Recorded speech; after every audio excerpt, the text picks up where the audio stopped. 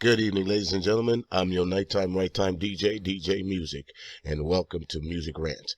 Here, as you see right there on the screen in front of you folks, the effemination of the black man. This is part one, but everyone worry about it. We'll just skip the part one over and we're just going to go right into a straight dialogue about it, all right? Now, let me put this first picture up here on the screen for you. And we'll talk from there. All right, here we go. Folks, this was on the national cover of ESPN, the magazine. This went through all over the world. If you don't know who that young black man is, that is Ricky Williams.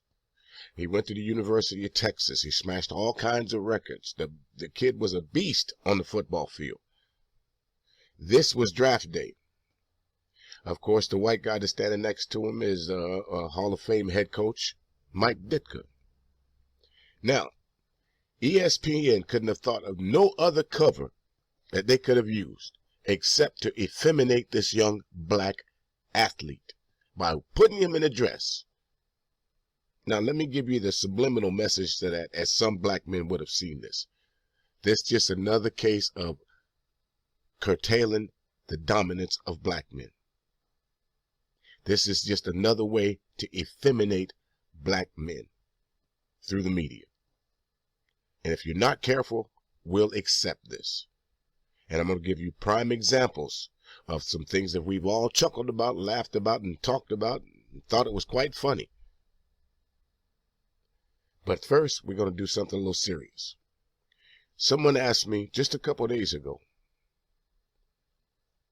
why didn't slaves fight back? Why were slaves so docile? And why do the black men in this country accept so much before they do anything? Why don't they stand up for themselves? Why are they so docile? Well, let me answer that question right here. We are not docile. Slaves weren't docile. If someone comes to your house in the middle of the night, blindfolds you, shackle your feet, your hands, put you in the back of a trunk, take you somewhere that you have no idea of where you're at.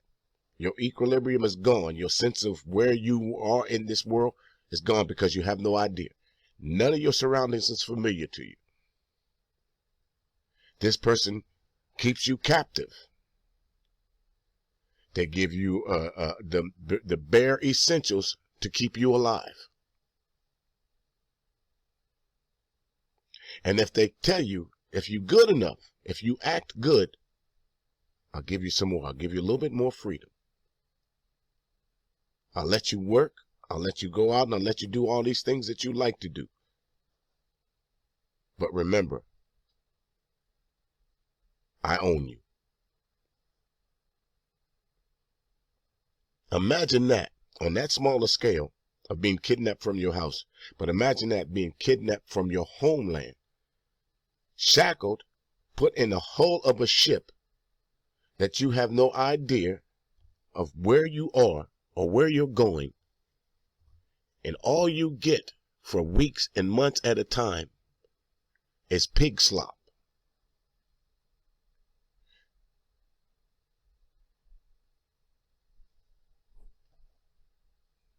How much energy would you have to fight? And once you get off the boat, you're still in shackles. You're paraded around butt naked, sold, stripped of all your earthly possessions, stripped of your pride, your dignity. Bidded on. Sold. In some cases, whipped, raped, maimed.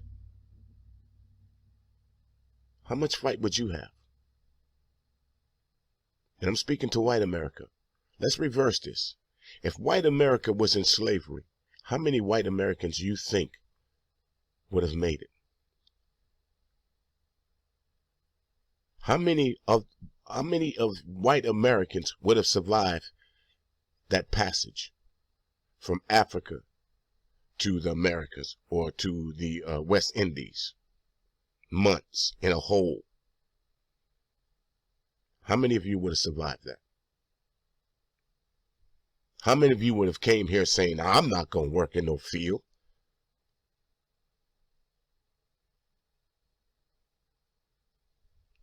Here's a prime example of exactly what I'm talking about. Let's get to our first clip, all right?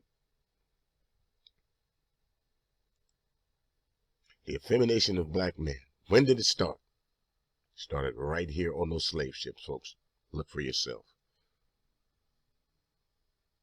Now I want you to imagine, brothers and sisters, we're going to take a trip and understand what our ancestors went through. It's a horrible trip where we stripped from our families. We're taken by a wicked slave master, and they put us on ships, put us in the holds of ships where we can't even breathe. Some brothers are so sick and sad being in the hold of these ships, they don't even want to live, so they don't want to eat. And so the Europeans say, no, if you don't eat, you'll die. And I got to sell you at the top price on the market. So they bang his teeth out with metal chisels and then stick a funnel down and feed the pig slop. Brothers and sisters lying next to one another, listening to the screams and moans of his daughter or his son or his mother or her son as they're raped or brutalized or beaten. Sisters are taken up to the top tier, and 20 or 30 Europeans might all rape her right there, ejaculate her right there. And then if she gets so sick and crazy she can't take it, maybe she jumps overboard. And so the Atlantic shark begins his new route that he begins to take and migrate in a whole new route, because they learn the routes from the slave ships because they know there'll be fresh African meat for them as they travel along these seas. Can you imagine the depths of the ocean, brothers and sisters? Can you imagine what it'd be like? Folks, I want you to pay attention to this scene right here in particular. What you see now going into the water is lead weights. When these lead weights, the farther they travel down to the bottom of the ocean, the more African lives they take with them. Imagine this scene being played out in ship after ship after ship. Life after life being taken. You heard it so much so that even the sharks changed the way that they were swimming the ocean, because they knew if they followed those ships, they were going to be fed. And folks wonder where sharks got the taste of human flesh from. A black woman who's always been respected and revered, being treated in ways that you can't even possibly imagine. Can you imagine being a black man so helpless that you have to sit and listen to the abuse of your women and your children while you can do nothing? This is where the beginning of the effeminization process occurs. Don't forget that on these ships, these Europeans weren't only raping black women. They were raping little boys. His highest and noblest aspiration. They were raping grown men even. What you gonna do? Yeah, they ain't gonna do it to me. What you gonna do? The chain at your legs and chain behind your arms. If somebody got sick, they was too rebellious, they just pick you up and throw you overboard into the depth of the ocean to be eaten by sharks. There was nothing. This is us beginning to turn to a whole other people. When we got to America, we didn't know that they had these things called sex farms. And on these farms, a grown white males would come and they could purchase our women. So they would come and our women would be used like merchandise. And they could come up and fill our women when they had no sense of their bodies and no ability to protect themselves. And they would always get a black male who was effeminized, no longer did he see himself as the protector of the black woman. And he would go around and say, hey, look what I got. Almost like a mannequin. Look, you want this type? Look what she got available for you. Oh, these are the kind of things she does. Oh, do you want this one? Oh, do you want this one? These are the type of things they did to us when we had no control over our own bodies, no control over what we did. And a black man didn't exist in the way he existed at home when we protected our women and our children. No, we had to sit by on a day-to-day basis and watch them totally humiliate us. But not only did we watch them humiliate us, we had to participate in our own destruction and humiliation. So we began to covet these type of jobs, where we could go around and show our women off. We began to take joy in doing them because we didn't feel that there was anything left. And so we were made into monsters. But you know, right now, the women is cool that he can come about women, but he likes things a little different. That's not really his taste. If it's going to be a female, he would prefer a little girl. We talked about his development in Cajun Hill in Europe. So they had sections of the sex farm with just little girls between the ages of 8 and 18. And they would dress the little girls in scantily dressed clothing and make the little girls dance around and gyrate. And while they would tell them to shake their behinds, and they would always have the most well-dressed black male on the sex farm. He had his high hat and his suit. He was the best-dressed brother in the place. And he would stand there with the sisters and he would gyrate while these little girls would gyrate and show their bodies off for these grown white males would come and purchase them. And this is the kind of thing that we went. I know we're so far removed from slavery that we can't really imagine no black man standing around gyrating, showing our sisters off, little girls and our women as some type of sex objects for grown males, dressing our little girls up as if they're some type of sex meat market or what have you. I know we're so far removed from the slave plantation that our minds can't fathom that. But I want you just to try to imagine being so effeminized that you don't see yourself as the protector of your women. Instead, you see yourself as the salesman of the sexual exploits for our women. I want you to... Is that not what's going on today, folks? Look at the average rap video today. Are they not doing this very same things that they were doing back in the slavery times? Our women are paraded across the screen, scantily clad, making it seem to believe that the only thing that they're interested in is sex. They have no brains. They have no control over their bodies. They have no control over their sexual urges. And it's being broadcast all over on TV. You hear these rap songs these days, my bitch, my hoe. She going to the trap house. This is what they're feeding our young minds. The very same thing that they were feeding our young minds back then, that this was all right. This is how you were going to make it. You shake your ass for massa. Massa like you, he going to take you. He going to buy you. Isn't that the same thing with the record companies? You come out here in the less amount of clothes that you can with your big ass, your fake titties. You might get a record contract. If you get on stage and gyrate enough and let men parade themselves around you, post some videos of you on Pornhub and all these other porn sites. Kim Kardashian, what is she famous for? Fucking. That's how she got her start. Fucking a black man, Ray J. Say what you want to, but did you hear the Kardashians before OJ? That was the only Kardashian you heard of. You got black women, like, folks, y'all might get mad at me about this, but Oprah, Gail, and a few of these other prominent black women, they're right along with massa. Let's think about this for a minute. Think about Oprah Winfrey. One of the most predominant talk shows on TV was created by Oprah Winfrey, called Dr. Phil. Now, if you were thinking if that was something that should have been created to get into the minds of black America, you would think that was something that Oprah would have done. But instead, she gave that position of power to the white man.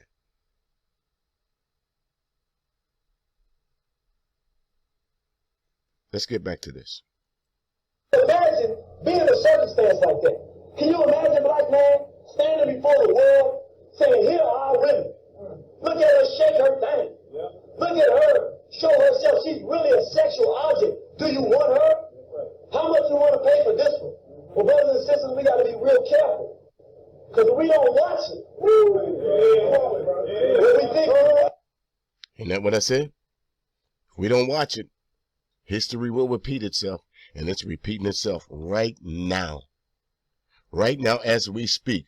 If you go on to YouTube and pop in the average hip-hop video, if you don't see our women scantily clad, if you don't see our women being called bitches, hoes, it ain't on the news, it ain't on TV, it ain't on the video, it ain't on YouTube. Alrighty there, folks. I know part of that was hard to watch, but you know, again, as I told the person who asked me these few things, sometimes you know the thing about history is you shouldn't hide it completely. You know, there's a good part of history and there's a bad part of history, and I think that has been one of the major drawbacks in the, as they say, this fight over freedom and equality, and to kind of at least curtail racism, because you're not going to be able to completely get rid of it, not as long as the Constitution is the body of work that all Americans ascribe to.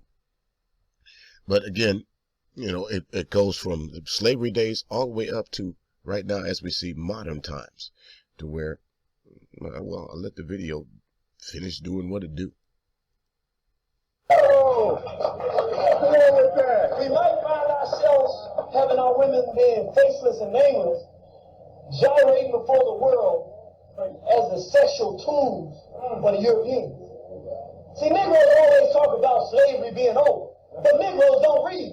So the Negroes don't know what slavery was. And if you don't know what slavery was, and if you don't know what happened during slavery, Negro, you don't know when it's over. How do you know when it's over? How do you know when it's over? I mean, can you imagine? I know you can't. Us selling our women to white males and they get buy like bread in the exchange, going to the market and see some meat that can just be bought and sold. See, that's what we were doing, brothers and sisters. That's where we've been, but see, we've forgotten. So consequently, all of the damage that was done to us during this time has us in a state now, a very frightening state, where we actually see it as acceptable to show our women off, just like we did on those sex farms, and sexual toilets and play toys for white males, or anybody who wants them.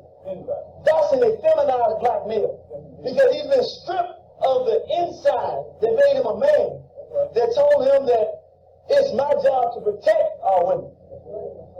I want you to imagine where that leaves us, brothers and sisters. What gets us in this condition that we're doing today? Where we are today is where we were yesterday. And we think that we've come a long way because we don't know the sexual types of things they were doing to us. And consequently, we're destroying ourselves before the world. We're telling the world that we want to be destroyed. We're telling the world that our women are here for sexual exploit. That's what they're here for. And we're not men because we're not here to protect them. We're here as salesmen to sell them to you. And I want you to look at these images because they're the same images.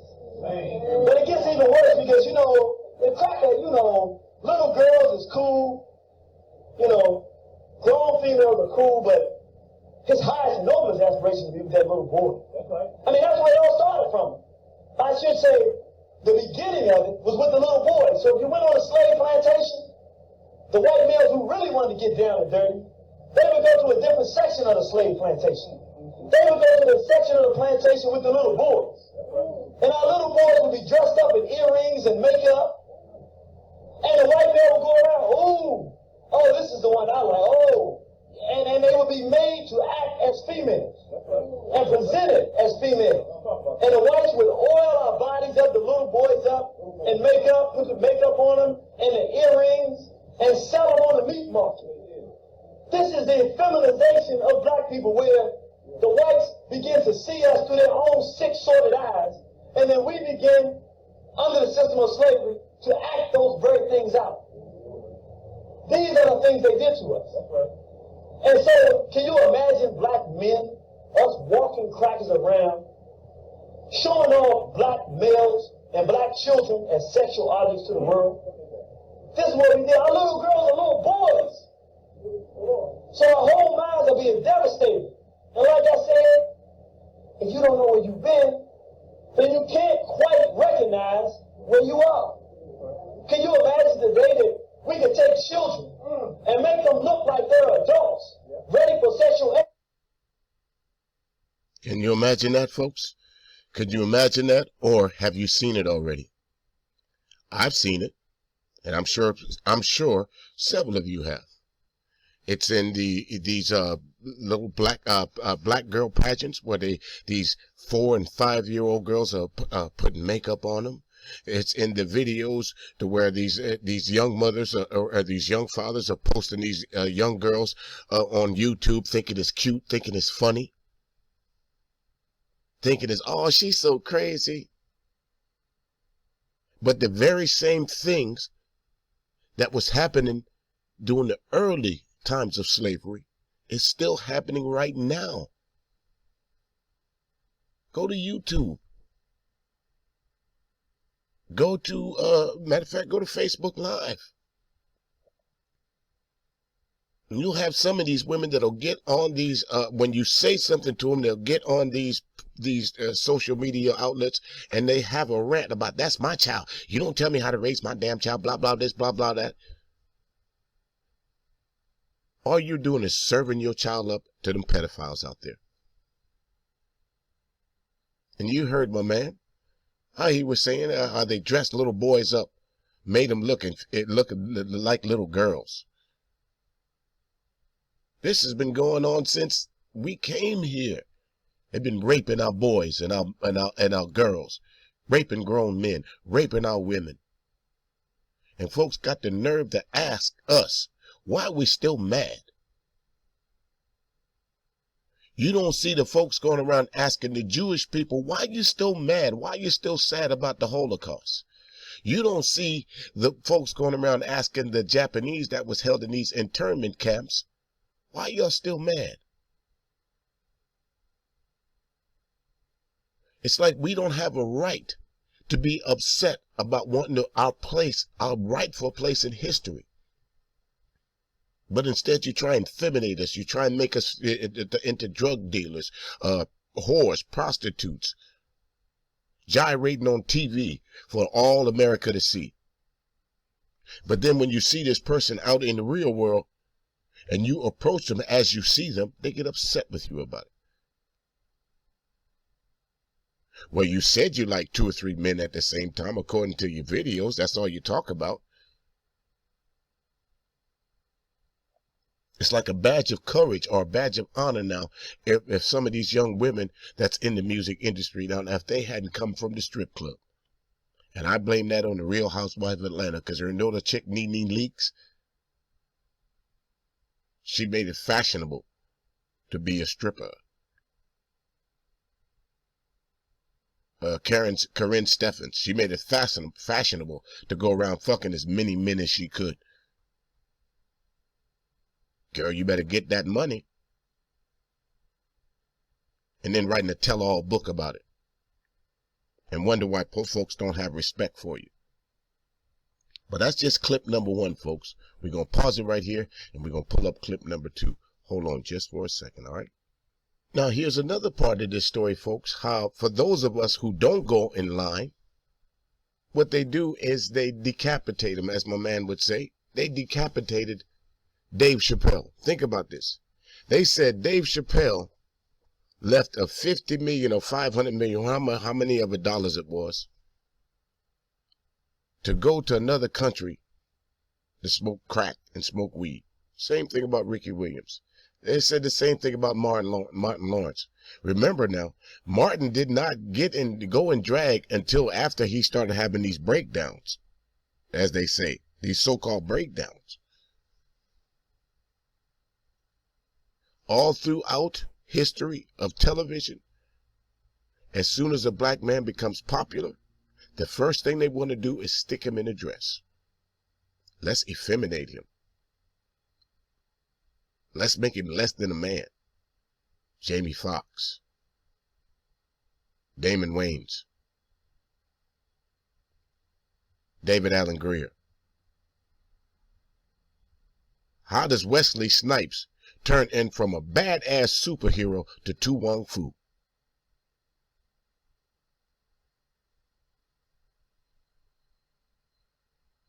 Remember the guy, I forgot his last name, but Larry, he was on the Orlando Magics, and he used to run around with the dress playing Grandmama. After he finally said, you know, I've taken enough flack from the black community, I'm not doing this anymore, you didn't hear from him anymore. Where is he now? Where is Grandmama now? Dave Chappelle, when he decided not to put on that dress, he was blackballed, shut out. How do you go from one of the most popular shows on TV to not being on TV at all for 8 years? How does that happen? Well, Dave Chappelle will tell you.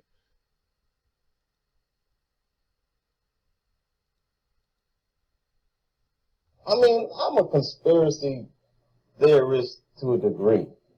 Like, when I connect dots that maybe shouldn't be connected, I don't know. But certain dots, like when I see that they put every black man in the movies in a dress at some point in their career, I'll be connecting them down like, wow, this brother's got to wear a dress. This happened to me. I'm doing a movie with Martin. Yeah. The movie's going good. So I walk in a trailer. I'm like, man, this must be the wrong trailer because there's a dress in here. They come in. The writer comes in. I think he's the writer. He's like, Dave, listen, you got this hilarious scene where Martin's sneaking out of jail. So he disguises you as a prostitute. And he put this dress on. And, what? The prostitute? No, I'm not doing it. I don't feel comfortable with that.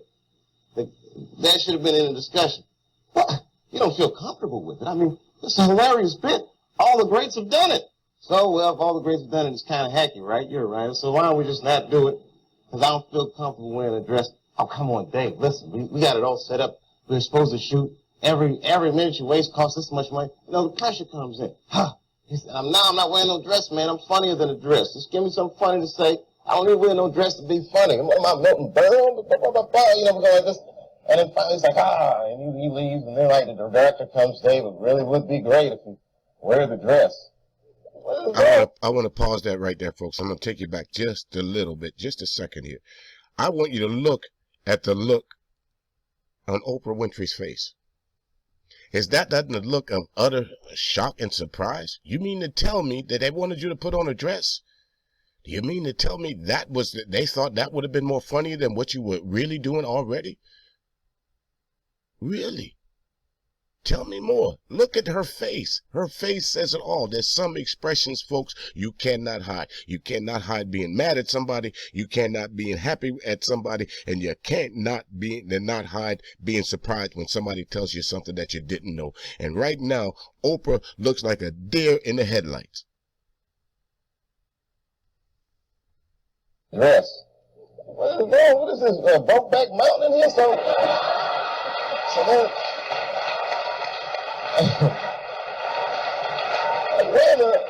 wear the dress. I don't want to wear the dress. I want to wear this dress.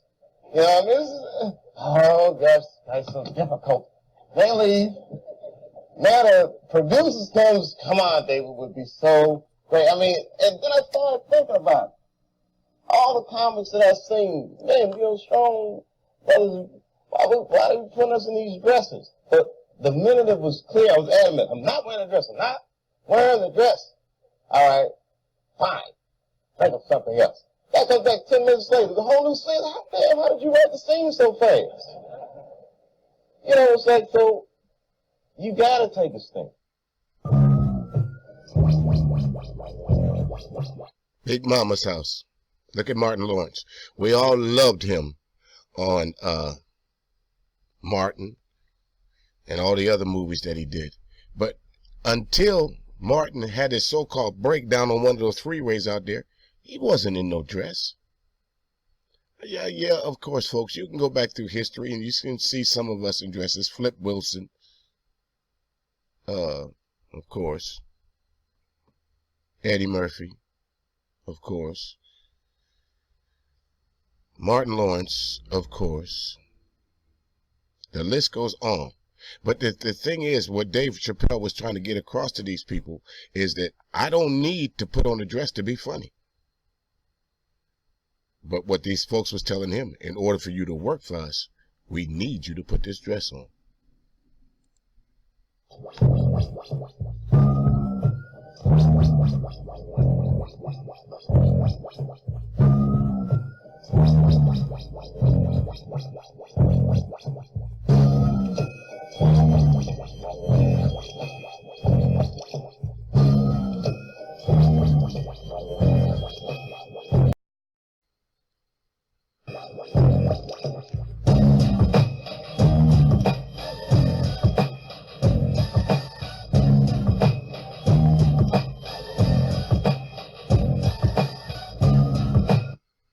Yeah, what do you think? You saw all those stars there, Chris Tucker, Damon Wayans, and all those other folks right there, folks. What do you think about our black men dressing up in drag to further their careers?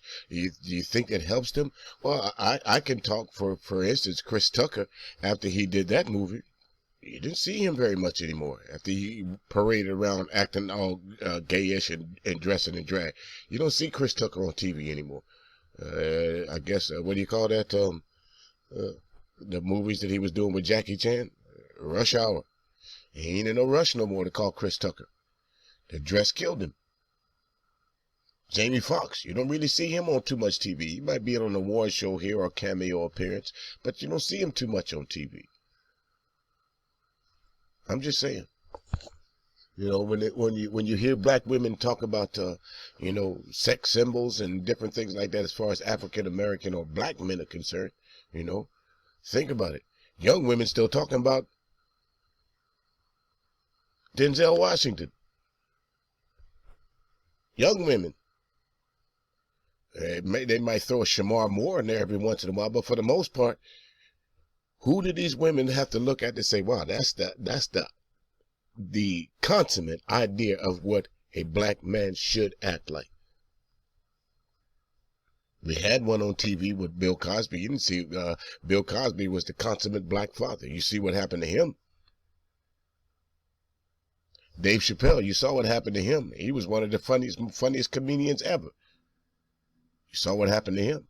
What do you think? Let's pause this and let's go to the next clip. All right? Now, this next piece, folks, is called The Dress. And you'll hear some of these folks, some of these young black men tell you how wearing a dress affected their career. And you'll also hear probably one of the more funny comedians out today, Katt Williams, as he's addressing it. And he speaks quite frankly about Dave Chappelle, Martin Lawrence, Jamie Foxx, and Tyler Perry. He speaks quite frankly. And again, I must warn you folks, if you have some young children that's going to watch this clip, I wouldn't advise it. Parental discretion advised. So let's get straight to it.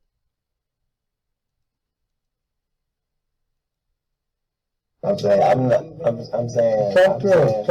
it's a different Hollywood than the Hollywood, and the reason you don't know these stories is there's no one to tell you these stories. You got to remind people who we are. Not with this hype video, not with just words. What it do, baby? There are no more words. Look at this country, coast to coast.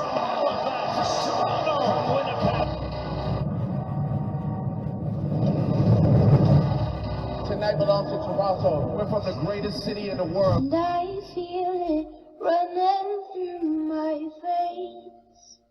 Enjoy the moment. It's real. You're listening to Controversy Radio with your hosts, Jesse and Celicia.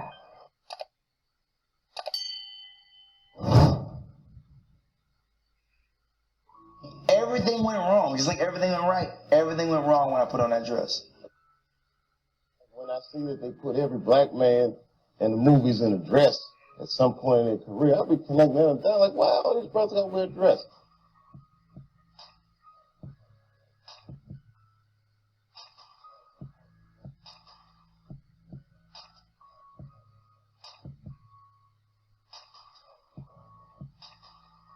Those of us who watched the Jamie Foxx show loved the Jamie Foxx show. That is different than the fact that Martin and Jamie are really going to do Sinead and Rwanda as a movie. Katt Williams was trying to always say, Brandon, don't wear a dress. You see, because once you do Sinead and Rwanda as a movie, and we already have Big Mama's house, and we know Brandon T. Jackson, that nigga showed up with his dress. Oh, yeah. He was saying in the media, so I thought he was heckling me. He was ready to be in 1 and 2. He was really trying to help me at the time. I didn't know that. I was immature. Right. I feel like, dang, why I'm trying to make it. You can start wondering how many niggas really need to wear a dress. Why you bashing me? And then he was trying to warn me, you know, don't get in the dress.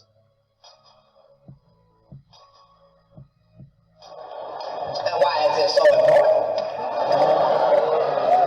And they tell you shit like, but it's funny, isn't it? Two key questions right there, folks. Why is it so important to put a black man in a dress? You heard Dave Chappelle say earlier, they came at him with a script like this was the only script that they had. And once he was emphatic about saying, no, I'm not putting on this dress, he went to another room and got another script. They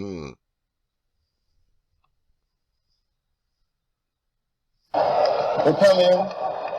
The writer comes in. I think he's the writer. He's like, Dave, listen, we got this hilarious scene where Martin's sneaking out of jail. So he disguises you as a prostitute. And he put this dress on. And, Many of you already know her. She's a 68-year-old pistol-packing grandma who is quickly becoming box office gold. You know her from last year's smash hit, Diary of a Bad Black Woman. But he is a drag queen. And now she's firing up the big screen again in Medea's Family Reunion. Let's be very honest, a drag queen is somebody who works in drag. Do you know who Medea is, sir?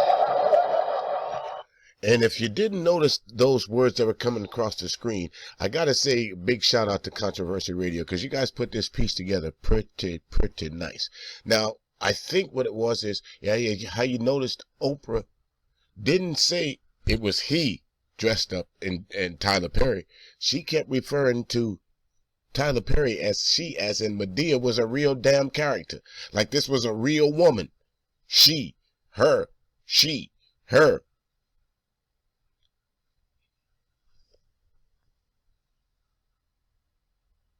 Y'all tell Beyonce if you see her to stop biting all my stuff. She be stealing all my ideas and everything, my fashion. That's a nigga in that dress, sir. That's not nobody's grandmother. This nigga is only funny when he's playing a bitch.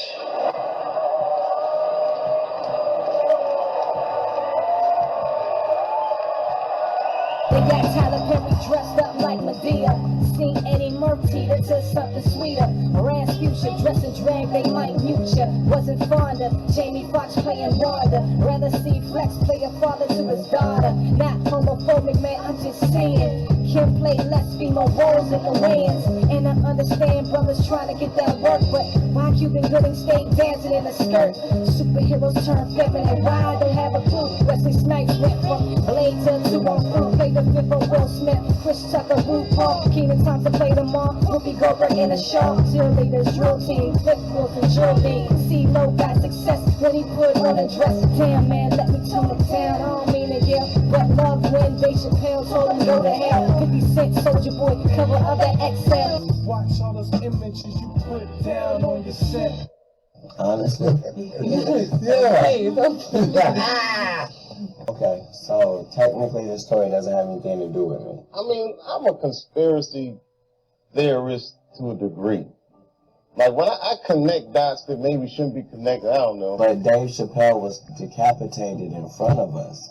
And until we deal with that, until we deal with the fact that a devout Muslim who doesn't eat bacon was accused of being a crackhead. Until we establish the fact that they said that he went to Africa to smoke cocaine. When we know they don't have running water and food over there. When they don't have paved roads over there. You saying he flew past Chicago and Miami? And LA and New York and Detroit. You saying he went past Cleveland and Fort Pierce, Florida, and he went past Okeechobee and Oakland. You saying he went to like another country right. You talking about somebody who has a wife and children, 5 children, and lives on a farm, doesn't live here in Hollywood. You saying you convinced people that person was an insane crackhead? That should have been in the discussion. What? You don't feel comfortable with it. I mean, but it wasn't. Spent all of my fault, folks. That should have been in a discussion, like Dave Chappelle said. But we as black people, sometimes we look to the news and we believe everything that we hear. $50 million, he turned it down? He must be on crack. And we believe that. We fell for that. 8 years because Dave Chappelle refused to put on a dress. And I forgot the name of the movie that it might have been Nothing to Lose or something like that with the Martin Lawrence, with the oodles or noodles and all that other stuff. That the scene that they were in that he was helping old boy break out of jail. That's the scene that they wanted Dave Chappelle to wear the dress in. Now, first of all, how was you going to get some female's clothes into a jail to break out a grown man dressed in drag? Come on, what's funny about that? Anybody see any humor in that? I didn't tell it as a joke, but I still didn't see the humor in it. Greats have done it. I make this in the nicest way possible, man. You know, I mean,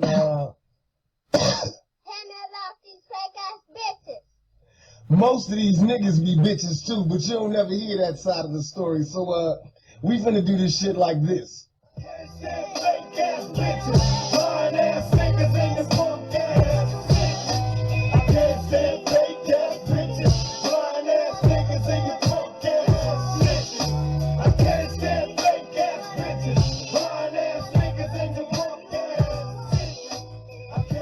And he hasn't been on movies and TV for 8 years. Is that correct? Okay, then don't tell me about what you want to tell me about. I just watched you decapitate the king in front of me. So, well, if all the greats have done it, it's kind of hacky, right? You're right. So why don't we just not do it? Because I don't feel comfortable wearing a dress. Oh, come on, Dave. Listen, we got it all set up. We're supposed to shoot. Every minute you waste costs this much money. Then when he made $500 million, they said even though his contract said he should get half of it, they said he made too much for the contract to be valid, so we'll offer you 10% of what you made. You know, the pressure comes in. Huh. He said, I'm not wearing no dress, man. I'm funnier than a dress. Just give me something funny to say. I don't even wear no dress to be funny. What am I, Milton? You know, we're going like this. You mean he made $500 million and they offered him 50? Yes. And he said, what do you think my fans are going to say when they find out you offered me 10% of what I made you? And they said, your fans will believe that you're a crazy crackhead by the time you get home. And then finally he's like, and he leaves. And then like the director comes, Dave, it really would be great if you wear the dress. What is wrong? What is this, Brokeback Mountain in here? So then...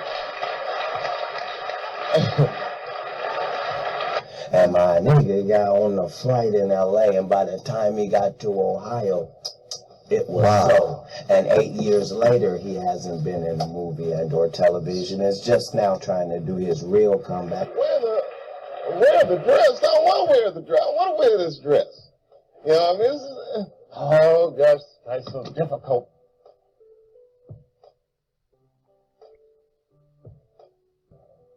I mean, and then I started thinking about it. All the comics that I've seen, man, you know, strong brothers, why they putting us in these dresses? But the minute it was clear, I was adamant, I'm not wearing a dress. I'm not wearing the dress. All right, fine. Think of something else. That comes back 10 minutes later. The whole new scene. How did you write the scene so fast? So now you can be the fake king or you can be the real king. Because I've never been the funniest person on the planet at any point. But now Dave Chappelle has always been funnier than me. You know, it's like, so you gotta take a stand. I've always been aware of who was funnier than me. I've just also been aware of who wasn't. There it is, folks. Sometimes Katt Williams, I gotta give big ups to my man. You know, that's another thing. You know, they kind of drug Katt through the mud a little bit. Some of it was self-imposed. But you have to understand something. When you speak like this and you have an audience, people will start to listen. Think about how many arenas that Katt Williams could fill, and if he said the same message, instead of telling some jokes, he spent 13 minutes and 45 seconds explaining the very same thing that some of you folks heard here tonight. Education is key, folks. No, they're probably going to kick my ass. was a negative changing point, to be honest. Okay. Positive in a way where the perception of my image was on every bus, but my personal life was in shambles at that time. It was horrible. So Big Mama was a changing point. Yeah. Yeah. Yeah. It's like my life, it was hell from there. My personal life was in shambles, but my career, it was at its height, I believe. It was. Oh yeah. I was like, it was hacky, you know, and I did it purely for the money and the work of Martin Lawrence. Yeah. So I didn't do it for the purity of comedy, but I did it for the purity of work on Martin. But I believe that it was still more than money. Like, dang, I'm gonna get a big check, you know. Yeah. So the awakened Brandon, you couldn't pay him $1 trillion to get a dress. Every night I say, Jesus,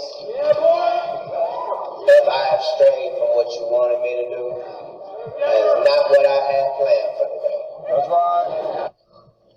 I think they did the same thing like to Tupac. When they too real, they start looking at you like, hold on, how'd this slip past us? Who's this guy? You know what? Yeah, he might be a kid. Just put him in the dress. But Lord, if you see Satan, would you tell him I said he ain't shit? No truer words right there. Excuse me, folks. No truer words by Brandon right there. They did it to Tupac, and they did it to all the great stars. But there's some of us they can't do that to. You will never see Denzel Washington in a dress. I'm sorry, folks. You just will not do it. You probably, chances are, you'll probably never see Cedric the Entertainer in a dress. Chances are you probably won't see that. You probably may not never see, I'm not going to stretch out on a limb, but you probably won't see Steve Harvey in a dress. There's some black men that their image means more than their money. Their pride means more than money. And unfortunately, Brandon T found out the hard way that just when you think because you're going to get this role that you're working one of your idols, that things are going to get better for you, you don't even see him on TV anymore. You don't even recognize him anymore, do you? From him in his dirty, stank, AIDS-infested asshole, Jesus, would you tell him that? But me, for my God and my culture, my ancient culture, we didn't do stuff like that. And tell him that when I see him, I spit in his face every time I see him. If he don't hit another motherfucker, I want that motherfucker. I was cursed by it. I believe it was a curse that went with that personally, because nothing went right since then. Saying that shit. Atheists ain't shit. Satan ain't shit. Ain't shit. Satan ain't shit. That's truthful. No one can tell me, hey man, you thinking too much, man. Sit down, man. Everything went wrong, just like everything went right. Everything went wrong when I put on that dress. I'm telling you, I lived it. Yeah. I don't want you. Everything went wrong when he put on that dress. You can't argue with another man's truth. There it is. Brandon T was at the height of his career, folks. And as soon as he put on that dress, where are they now? That's the episode that you find him at. Ricky Williams, where is he now? So many of our other stars, where are they now after they put that dress on? Chris Rock. You don't see Chris Rock too much more on TV. Think about it. After he put on that dress and that little whatchamacallit, everybody hates Chris, went off the air. Wesley Snipes. We saw him as Blade. He was getting too masculine for the masses. We got to figure out a way to cut this down. Tu Wong Fu.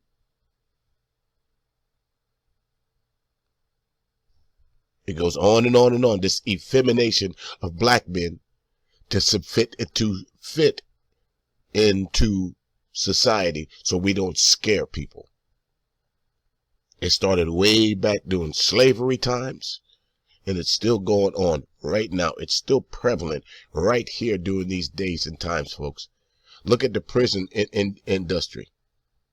Once you have gone to prison, you up until recently, you didn't have the right to vote anymore. You were not a citizen. You were a second-class citizen. Whatever happened to once you go to jail and pay your debt to society? It's a reoccurring debt. It goes over and over, and it rolls over. It just rolls over. They have our women out here thinking that they can do without us. These single mothers' house homes, they hold that moniker high of, I'm a single strong, independent black woman. I don't need no black man for shit. Well, where did that kid come from?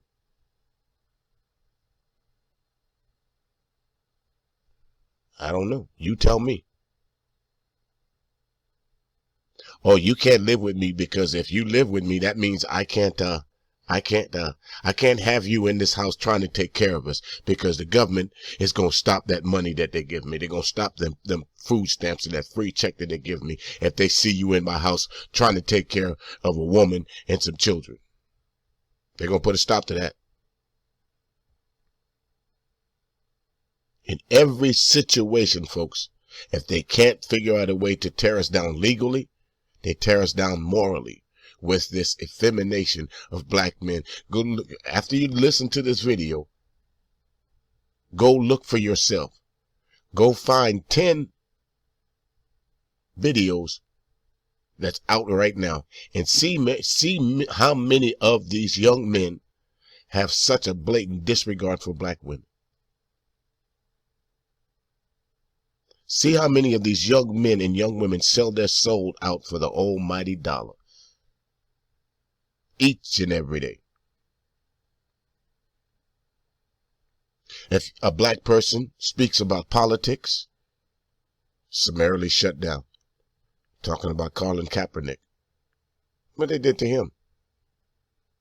Because he dared to stand up against police brutality.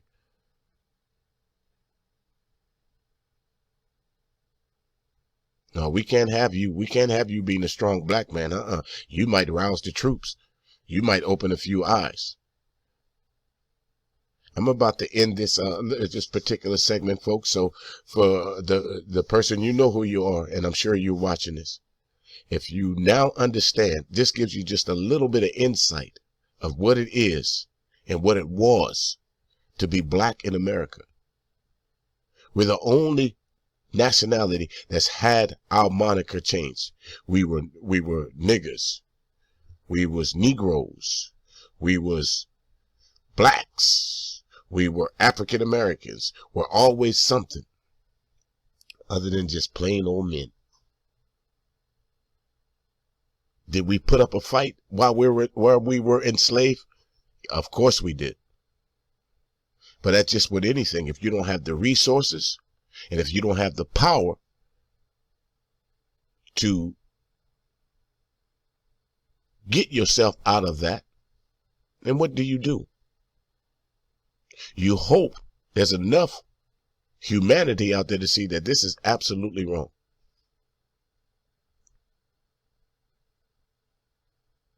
Subliminal messages of putting black men in dresses. Subliminal messages of having our women plastered all over the screen. I guarantee you right now, folks, if you go onto Facebook, scroll down Facebook, you will see a scantily clad black woman within 5 minutes of scrolling down. You'll see it. With that, folks, I really do appreciate everybody tuning in and listening. Like, share. If you want to leave a comment down in the comment section, by all means, do so. I am up out of here. This is one black man. You will not effeminate.